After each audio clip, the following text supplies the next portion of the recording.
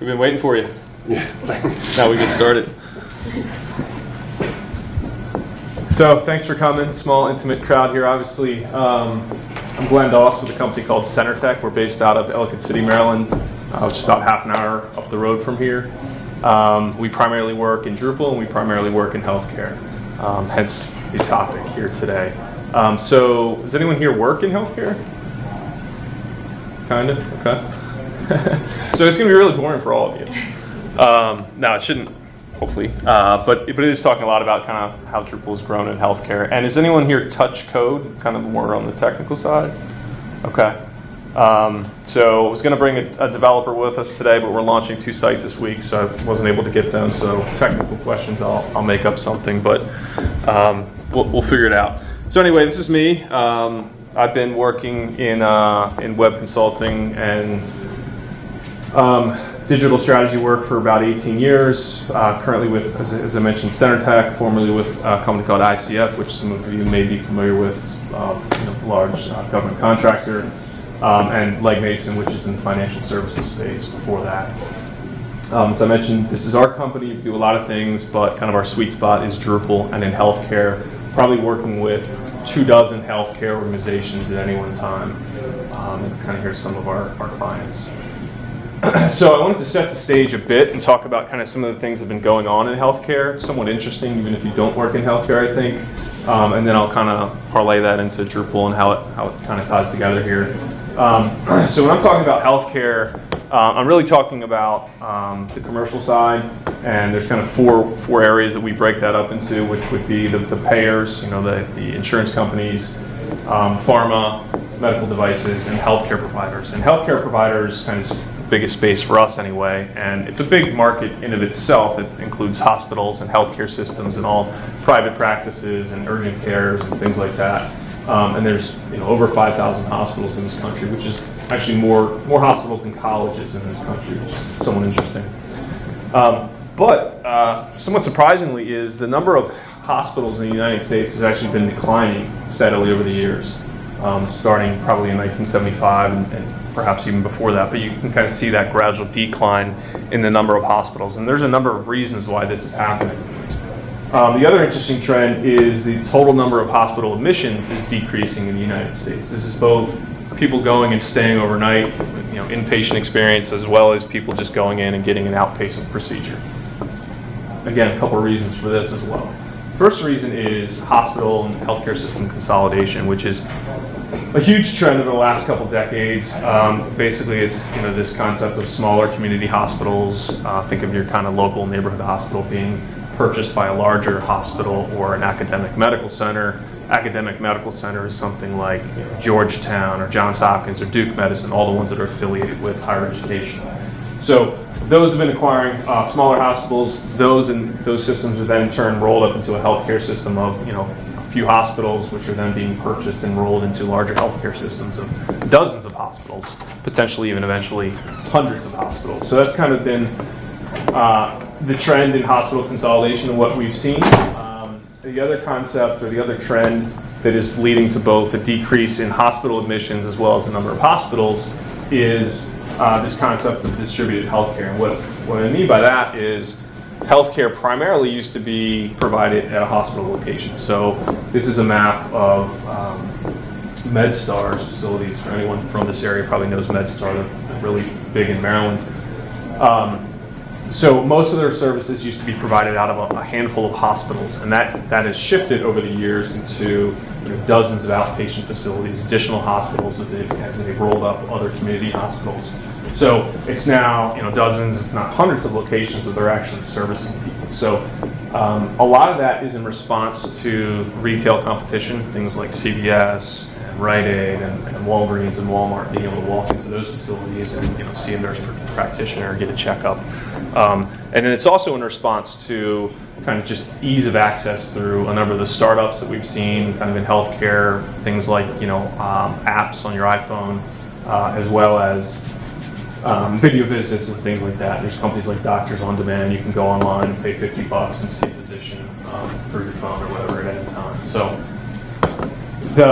the trends that we've seen in the larger healthcare space have kind of been reflected in the digital side of healthcare. So website consolidation has kind of been mirroring the trend of healthcare consolidation. So we're actually seeing fewer websites, but they're larger. The audiences are more diverse, both in terms of geography, in terms of who they are, the people coming to those sites, the audiences for those sites, what they're looking to do on those websites. There's been a shift in healthcare websites from hospitals to locations, just like I showed you on that map. The focus is, where can I find a location closest to me for an MRI, or to see someone about foot pain or something like that. As these hospital systems are rolled together, and the websites are as well, there's more need to integrate with other systems, whether it's something like there's a lot of different data sources and systems that you need to integrate with, CRM and various other things for these healthcare websites. And then I kind of talked about the facing new competition, and I'll show how that's being reflected in healthcare and kind of some of the functionality that's been added to healthcare websites recently, and how that kind of reflects some of this emerging competition. And then changing consumer expectations, which is similar to that as well. Come on in if you want. He's like, ah. So this has been good for Drupal. And kind of here's where I start tying in Drupal. This whole trend of healthcare consolidation and hospital website consolidation has been good for Drupal for a number of reasons, because you can look at kind of some of the items here, and just, anyone that knows Drupal knows there's good opportunities here for Drupal to solve some of these needs and problems. So Drupal has experienced really tremendous growth in healthcare, and I think similar to how when whitehouse.gov launched on Drupal in 2009, it was kind of a watershed moment for the public sector. So a lot of public, the federal agencies started following suit, EPA, DOE, things like that, where they said, well, this is a real deal, Drupal's ready for prime time. And I think that helped in higher education, and also helped in healthcare, because around that time is when, year after that or so, 2010, 2011 is where we saw a lot of people start talking about Drupal in healthcare. And I think we launched our first large enterprise healthcare system website in 2011. So this is kind of what the competitive CMS space looks like in healthcare. And again, I'm talking about the healthcare provider space. I don't know the other areas as well. Certainly Drupal. WordPress, surprisingly, is powering a lot of healthcare system and hospital websites. DNN is out there as well. Joomla, not so much. And then in the commercial space, there's obviously lots of .NET players in that market, Sitecore probably being the most prominent. And Sitecore and Acquia have been the ones that have really put the most investment into pushing their products in healthcare. So that's why both of those have seen really strong growth in healthcare. And the others listed there have all pretty good representation as well. I put Adobe up there, but if you're familiar with Adobe, the average licensing deal on that is probably $500,000 for the first year. So most healthcare organizations are, it's cost prohibitive for them, but a couple like Stanford and I forget, the MD Anderson Cancer Center are running on Adobe Experience Manager. And then what's interesting in healthcare, probably more so than any other industry, is there's a whole group of products and companies that are proprietary to healthcare. And I don't think we see that in many other verticals, at least not as much as in healthcare. So all these industry-specific companies listed here have built their own products, their own CMS applications specifically for healthcare. And it's a bad option for many reasons, and a lot of our work comes to us from organizations that went with one of those solutions and were tied in the whole concept of vendor lock-in, and they were stuck with one of those platforms, and that vendor eventually came over to work with us. Is there any CMS products that you would expect to see up there that aren't? Well, Oracle and IBM. Yeah, so that's a good point. So we've come across a couple organizations on FatWire, former FatWire, now Oracle, and they were in the process of moving away from it. And actually, we've taken 2 clients away from Oracle to Drupal. So it could be up there because I do see it occasionally, but I don't know how prevalent it is moving forward. The same thing you said with Ektron. There's a lot of Ektron still out there, but going forward, that product's being sunset in favor of EpiServer once those two companies merge. So there's a lot of kind of marquee websites, healthcare websites built on Drupal. So Duke, good example, Children's Hospital of Philadelphia, Northwestern, Rush, which is a well-known hospital in Chicago, Memorial Sloan Kettering, Michigan, Children's Hospital in Los Angeles, Northwell. So these are some really reputable names in healthcare that have all gone over to Drupal. And there's many, many more. Here's just kind of a sample list. There's 100 plus that we know of that are up and running on Drupal. And there's some really good case studies here too that kind of have some metrics behind them. Of course, there's always the improved design and SEO and general conversions, which is great. But when we can tie some real metrics to these initiatives, like 58% increase in online appointment requests, which led to 800 additional patients in year one, which equated to it's like 1.6 million in additional profit for that year over year after the website launched. So that was like a win right away, and it kind of showed the ROI. And then Northwell Health, there's actually a case study on this on the Acquia website. They had a huge ecosystem of 80 plus websites, rolled most of that into their new main site. It was actually called North Shore LIJ at the time, and they've seen some great cost reduction and tremendous increase in online appointments. So online appointments is probably the main conversion in healthcare. So concerns that we come up against in healthcare related to Drupal, and this probably is true of any vertical. There's the people out there who are concerned about security, saying, it's open source, it's inherently insecure, which is I think most people here kind of understand why that's not true. And the way we come back and rebut that is that it's actually inherently more secure because you have more people looking at it, and problems and holes, security issues are identified faster rather than one of those other .NET products where it may take 2 years before somebody identifies and fixes something. And there's obviously the security Drupal team in place. So I think it's pretty easy if they're open to hearing about kind of the truth related to security in Drupal. And then also the work that's happening in the public sector is helpful to talk about as well. Long-term stability. So sometimes a potential client will say to us, well, I'm concerned about Drupal because there's no company behind it, right? What if it just stops being used? And so it's just education around telling them about all these other companies like Acquia and many others that have a vested interest in this product.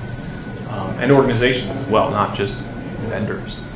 And it's really also similar to this idea of, well, I don't want to use Drupal because what if something goes wrong with Drupal? There's no one to point the finger at. There's no single throat to choke, which is a term that we hear sometimes. And we say, well, you pointed at us because we're the company that you've hired to implement this system for you, and it's our responsibility to make sure it's up and running, or whoever we might be working with, if it's like an Acquia or something as well. So I've also heard that some industry research has published some information saying that if you go with Drupal, you need to have internal developers. I don't know why that would be true any more so than any of the other products. You can either have internal developers or you can outsource it and work with a partner. And that's true of any CMS product. Upgrading and moving from versions is interesting because I think if you're coming from a product like Ektron or something like that where they're releasing updates or version updates to a system, they get that in mindset of, okay, these are happening automatically, but they hear about Drupal, going from Drupal 6 to 7 or 7 to 8 is not like, it's difficult. And what we tell them is it's not an upgrade, it truly is a rebuild when you're going from 6 to 7, 7 to 8. I don't know what 8 to 9 will look like, but you don't need to upgrade. Like we have clients still running on 6 that we're moving over to 8 now. The sites are up and running fine. There's nothing wrong with them. So what we tell them is if you're going to launch on Drupal, you've got a runway. You've got a shelf life of 5, 6, 7 years before you need to worry about moving to that next version of Drupal. And we never do upgrades just for the sake of upgrading, just for moving from 7 to 8. It's always going to coincide with a redesign or some larger initiative. So what we tell them is your website is going to become outdated from a design and UX and consumer standpoint far before the technology is outdated, so don't worry about that. Concerns around ease of use related to the back end of Drupal. I mean, it's It's true, it's not very polished from a back-end perspective, but once they get over that initial concern, it's not too much of an issue. We can certainly style the back-end of Drupal, but we usually don't put much time into that. But when we're demoing against like a Sitecore or Sitefinity, and they're showing that product, it looks really slick from the back end, and they've got really nice demos built out for those. So sometimes it's a bit of a uphill battle talking about kind of the back end interface and the ease of use from an admin perspective. And then PHI and HIPAA related concerns. It's really just an education exercise of talking to them about. It's not really related to the CMS. It's more about the implementation, the hosting environment, and the processes you use to manage your data. So that's one that we can get over pretty quickly. So consumerism is this concept that has been pretty big in healthcare the last few years. And it's really about making it easier for people to interact with healthcare providers, doctors, and healthcare systems. And so here's a good quote from Price Waterhouse from a few years ago about organizations needing to treat their patients more like consumers, because there's lots more choices now. We talked about kind of emerging retail competition, smartphone apps, and things like that. And so what consumerism really means in healthcare is improved access, transparency, and ease of use. And I'll show examples of how healthcare systems are kind of addressing each of these topics on their websites. So this is an example of how most healthcare websites used to be structured, and they're fewer and far between these days, but it's still a good example of, if you look under medical services, it's structured based on the organizational structure. It's departmental, it's program-based. So if I had an issue, or one of my children had an issue, recurring headaches, migraines, whatever it might be, where would I go? How would I find that information here? Or something like knee pain. I wouldn't even really know where to start. Same thing as if I was looking for a doctor on this website. Selecting a specialty, I would have the same list. So these organizations are expecting us as consumers to understand how healthcare is structured and how to find that information.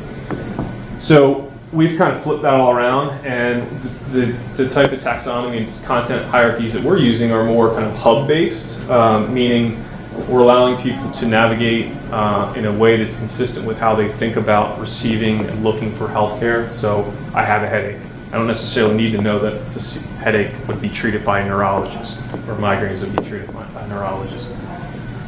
Also, with this concept of multidisciplinary care, headaches might be treated by neurology, might be treated by primary care, might be treated by pain clinics. So where do you go? Where does that information live? So we kind of restructured things to talk about the topic, and then we interrelate everything through taxonomy around that particular topic. So here's an example of kind of more of a consumer-friendly search. This is a Drupal 8 site that we recently launched. So to find a doctor, you can actually search by keywords. So I could type in migraine, knee pain, whatever it might be here. And there's some other options, but it really is around the keyword searching. A lot of research has been done to talk about, or to find out about how people, their perceptions around what makes quality doctor, or what information they're kind of looking for or concerned about when choosing a doctor. It's kind of surprising that listens and attentive is number one, even above accurate diagnosis and competence. And it's like, people are kind of assuming that the doctor is going to be competent, hopefully, especially if it's complex care. But listens, attentive. Number 3, caring. Number 4, bedside manner and relationship with patients. So it's really interesting to see people want to know about the personality of their physicians. So we're also seeing more of not just kind of the brief bio, this person does this and this, and they went to this school, humanizing these physicians and having kind of more richer, robust physician profiles. We see a lot of videos of doctors talking about their approach to medicine. So again, humanizes and helps people feel comfortable with the individual they may be selecting. Physician ratings and reviews is something, this ties back to the transparency point that I mentioned around consumerism. This really started about 5 years ago in healthcare. Before that, we weren't really seeing ratings and reviews. Interestingly, though, even though this is a Drupal website, nobody's turning ratings and reviews onto the website. You can't go onto healthcare websites and say, I'm going to rate this doctor this and leave some comments, like you can at HealthGrades or Yelp or something like that. And there's a reason for that. This data actually comes from actual patients. So it's post-visit surveys that are sent out to patients because it makes the information more accurate, and there's a lot more data points than like if you look at this provider on Yelp or HealthGrades, there's probably a lot less reviews for this individual. So they tend to skew lower on those third-party platforms in terms of the ratings. A lot of value in having those star ratings show up in Google search results, as you can imagine, from both from a ranking perspective. Google sees that data, that consumer contributed data is very important and will help rank those individuals or those pages more highly in the results in Google. But also it helps click-through. So there's been some research around 150% increase in click-through rates if you have the stars on the search result page versus just having the standard link there.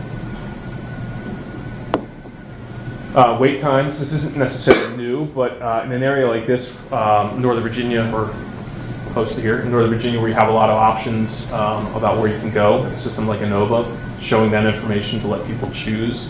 And we built this mobile app for them, and what it does is it actually allows people to sort based on not just wait time or distance, but also drive time that's based on Google's traffic data. So they can kind of, I'm here, there's these 5 options within 10 miles of me, what's the quickest visit for me?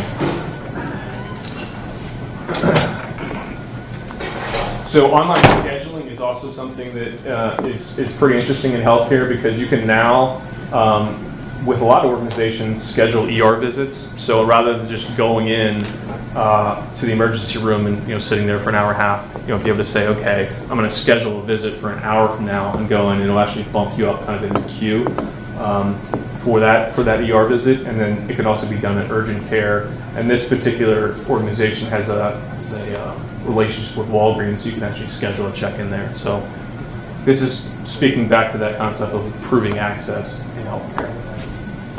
You can also schedule directly with physicians and doctors. So not many organizations are doing this now, but maybe a quarter are right now. But in 2 years, probably most healthcare systems will allow you to go on and actually find out when your doctor is available and then schedule an appointment with that physician. So this just makes so much sense, and it's been a long time coming to have this type of functionality available. This is an example of Cleveland Clinic, but they're certainly not the only ones doing this, of being able to have video visits on your phone with physicians, which again makes a lot of sense. There's some things it doesn't make sense for in terms of type of care, but follow-on visits, getting prescription refills, behavioral health issues, depression, things like that. These type of appointments are great, very convenient. And I mentioned earlier kind of this concept of moving away from just the hospital and kind of displaying and showing all the locations for people to find what's most convenient to them. And then personalization, certainly not a new topic in the web space, right? But healthcare has been slow to adopt it.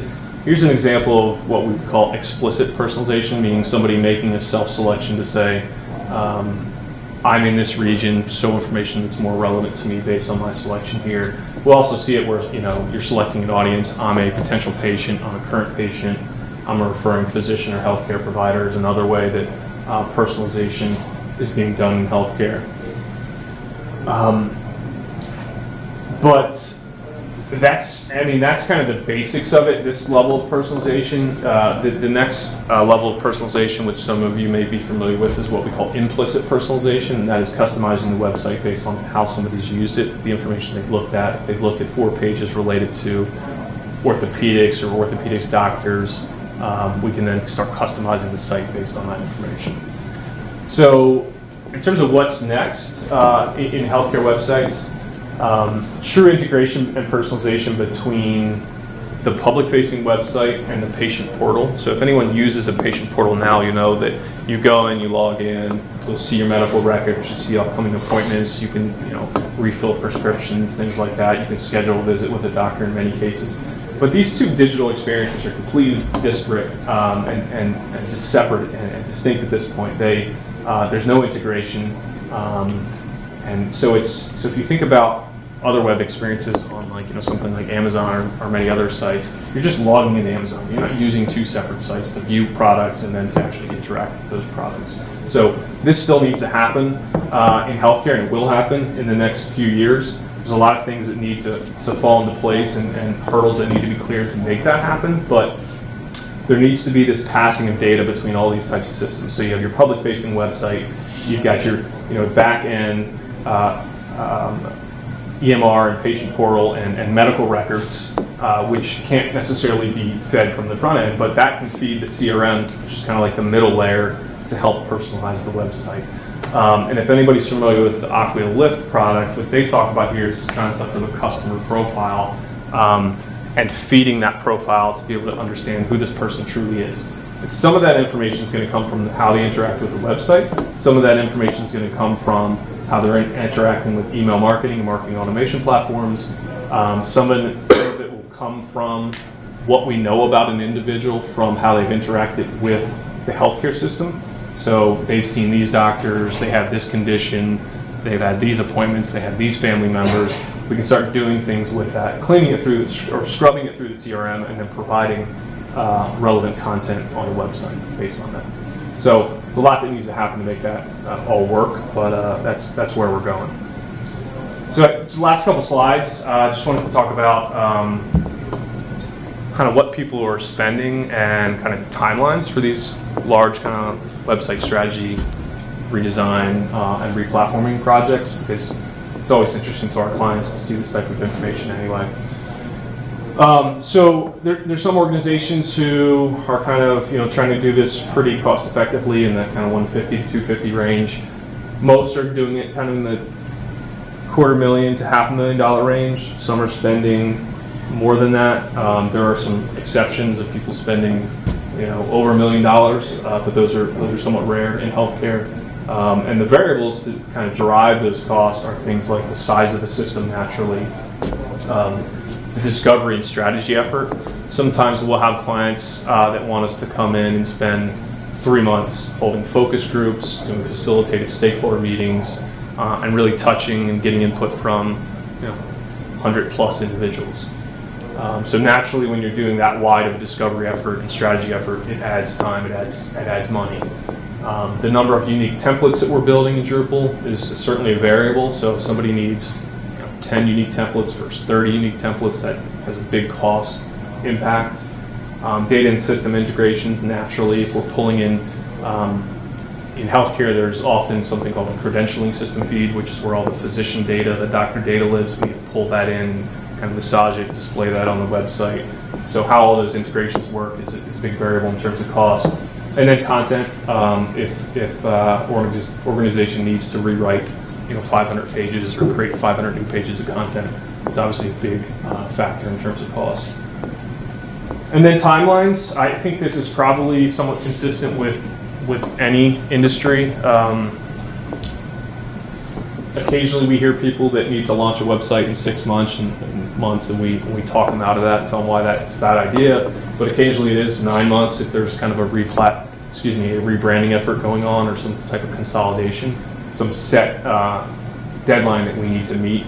More typically it's that 12-month range. And then there are exceptions where it can take over 15 months. And again, some of the same variables and drivers in terms of timeline that we talked about on the cost slide.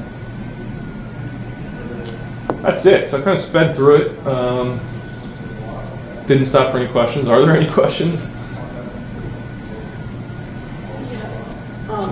Sorry. So about content. For content that's sort of clinical, information about conditions, treatments, and that sort of thing. Yeah. Would you say most organizations are creating their own, or are they kind of sourcing it from like a Medline, Right. Mayo Clinic? Yeah. It's a good question. It's a mix. There's in most cases there's not much value in that syndicated content from like a Medline. There's also like Staywell, Crane Staywell is another company. Adam. There's a bunch of companies that provide that content. what we've seen when we've done kind of ROI analysis of that in terms of organic search traffic that comes to those pages, or that just looks at those pages in general, it's minimal. So there's a few organizations out there in healthcare that people will actually go to look for general health information. But typically, if you're going to want to look for types of cancer, information about cancer, you're not going to a hospital website. You're going to WebMD, you're going to Wikipedia. The exceptions would be like a Mayo or Cleveland Clinic or Johns Hopkins. You may be going to those just because of the value and the search, how well they've done with SEO and the recognition those organizations receive. But in most cases, people. So back to your question though, it's half and half. Some people are using that, some people are writing their own. And typically when they're writing their own, they're going to perform much better in terms of search. Okay. Yeah, and I'm thinking too about, the reliability of the information. So there's so much health information out there on the internet. And, right. I've researched on Mayo Clinic. I think they have a good experience. It's written at the right level. It's understandable. You don't have to be a clinician. But I researched some things for some family members, and I trusted them more than I would say trust certainly Wikipedia. Right. So I think there's some value in being able to at least get to reliable sources from your hospital's website. Yeah. So however they do that. And the other question, do you find that a lot of organizations have like innovation centers? I know locally Sibley has sort of an iLab kind of a thing where they actually have some creative projects going on. Mm-hmm. And I'm just curious if you find that with the in some of the bigger organizations definitely, mm-hmm. But I wouldn't say it's standard. Okay. Yeah.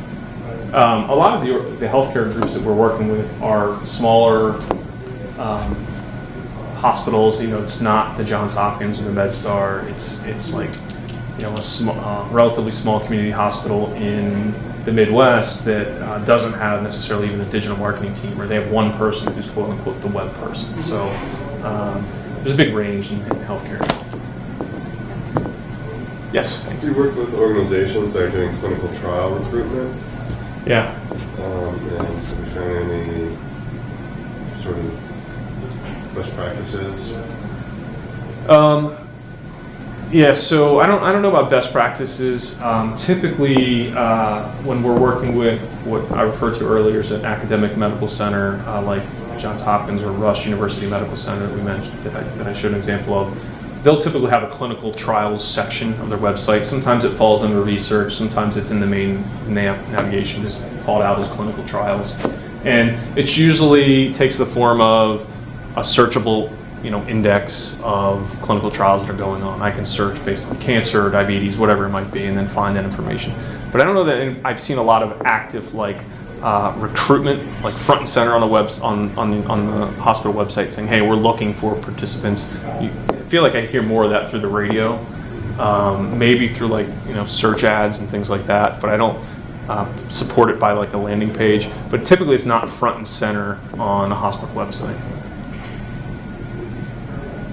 From a Drupal standpoint, did you have to do, I'm assuming these websites had a lot of customization, Yeah. so there was nothing really that you community-wide modules that you downloaded, that you just probably created your own? Yeah, so it's a good question about just whether we're using community contributed modules, custom modules, and so there hasn't typically been a distribution healthcare. Some people have been experimenting with one. But hasn't had any traction. But typically, we reuse a lot of things, so we're not reinventing the wheel every time because there's a lot of consistency in how you're going to search for doctors and things like that. So we're reusing a lot of modules, but we're certainly piggybacking on a lot of the community modules that are out there. I don't know which ones. I don't really touch code myself, so I wish I should have talked about some of the technical details earlier, but yeah, we're using all the kind of the basic modules that are out there. We've actually thought about doing a healthcare distribution, just not something we've ever had time to do. We're constantly trying to keep up with delivering our projects. Because I was figuring you guys probably would, since some of these websites look really, really neat. Right. Complex. Yeah. No, so we haven't. Yeah, but there's definitely a lot of reuse going on. And Acura helps with a lot of that. Yeah, so Aqualift, we're kind of gearing up for a couple opportunities to deploy that in healthcare. It's more of a conceptual thing at this point. I know of a couple examples that have rolled it out, but again, it's been healthcare's been hesitant to kind of go the personalization path because it gets creepy. It's like Amazon, yeah, you've looked at these things. This makes sort of sense to you. But if I've looked at a page on breast cancer and then should I be retargeting somebody with breast cancer information? Like how there's a fine line in healthcare, but there still is a lot we want to do with it. So. Yes. You had the example of like the public-facing page, and then it connects to the patient portal. So the public-facing is the CMS, but is usually the patient portal is that like it's kind of separate, where it's like not running CMS. Yeah, you guys have to work with like transferring the information, and then it goes to something different, right? Right, exactly. So I don't know of anyone who's using like a standard CMS to run their patient portal. Those are typically run by there's a company called Epic, which is the big kind of mammoth in the kind of patient portal and electronic medical record space. And there's some others like Cerner and a bunch of others. But it's almost just a different group of companies that provide those patient portals. And I don't know anyone that's using, as I mentioned, a CMS product to do that. The integration is not the integrations between the public website and the patient portals aren't true integrations at this point. It's simply promoting and linking out. And occasionally you'll pull in like a login screen to the CMS, so they can just log in from the CMS and jump them over rather than jumping them out to the login page on the patient portal. But kind of one of the last slides that I was showing there was it's where the industry is going in a couple of years, I think, is trying to figure out better ways to integrate those two. Because if there's a lot you know about an individual through a patient portal, the physicians they've seen, the treatments they've received, conditions, things like that. Why, when I'm searching on the public website, why shouldn't I be able to see, the doctors I've seen previously, kind of highlighted at the top or something like that. So there's just a lot of logical integration points, but it really hasn't happened yet. Okay. And I think a lot of that is concerns around PHI and things like that. But there's ways to get around it. Cool. All right. Thank you for coming.